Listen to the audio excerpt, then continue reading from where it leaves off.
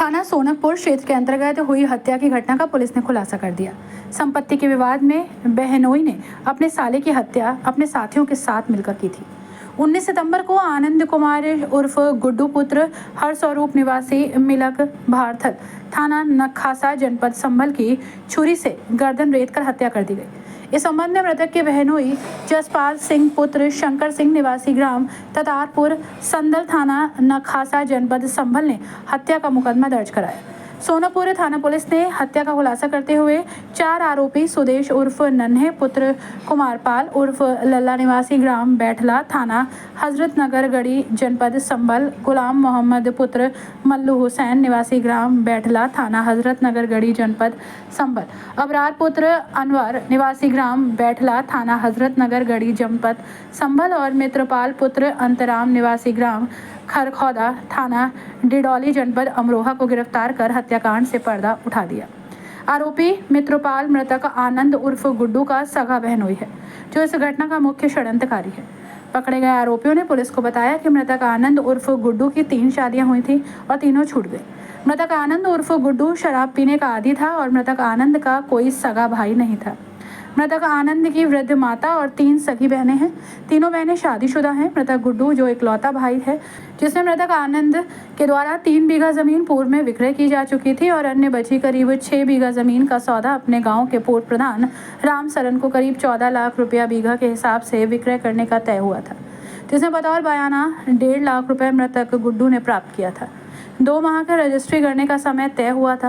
मृतक के सगे बहनोई मित्रपाल के द्वारा जमीन बेचने का विरोध किया गया, लेकिन मृतक आनंद उर्फ गुड्डू ने अपने बहनोई मित्रपाल की बात नहीं मानी और इसी बात को लेकर मृतक आनंद उर्फ गुड्डू के बहनोई मित्रपाल ने अपने साथियों सुदेश उर्फ नन्हे, गुलाम मोहम्मद और अबरार के साथ मिलकर अपने साले आनंद उर्फ गुड्डू की हत्या कर दी। आरोपी मित्रपाल जानता था कि आनंद उर्फ गुड्डू जब नहीं रहेगा, उसकी संपत्ति में उसे भी हिस्सा नहीं मिल पाएगा। यही कारण था कि मित्रपाल ने अपने साले आनंद उर्फ गुड्डू की हत्या की। देखिए, आज थाना सोनकपुर से 4 लोगों को गिरफ्तार किया गया, जिसमें एक सुदेश उर्फ नन्हे है।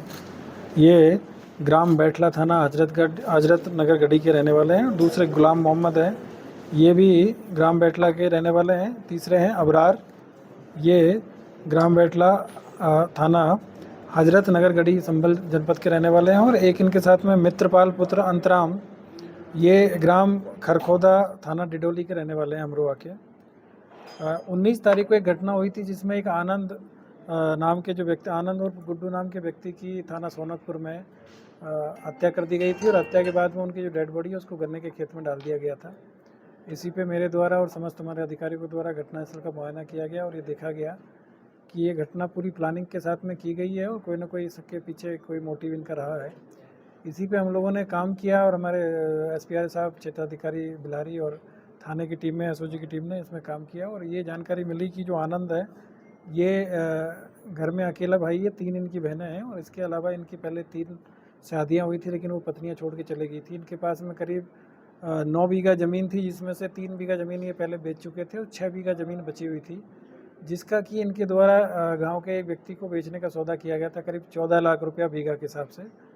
और उसमें करीब इनको 1.5 करोड़ के आसपास में रुपया इनको मिलना था। और उसी पैसे को लेकर इनके जो सगे बहनोई हैं मित्रपाल, उनकी ये निगाह थी कि इनके जो 2 बहनोई हैं उनको ये पैसा मिल जाएगा और मुझे नहीं मिलेगा। तो ये पूर्व में भी इन्होंने ये प्रयास किया था। और एक अबरार नाम के व्यक्ति को, जिसने कि जो मृतक है उससे 4.5 लाख रुपया उधार भी ले रखा था, तो उसको इन्होंने सेट किया पहले और उनको करीब 40,000 रुपये में उनकी सुपारी दी गई थी करीब साल भर पहले।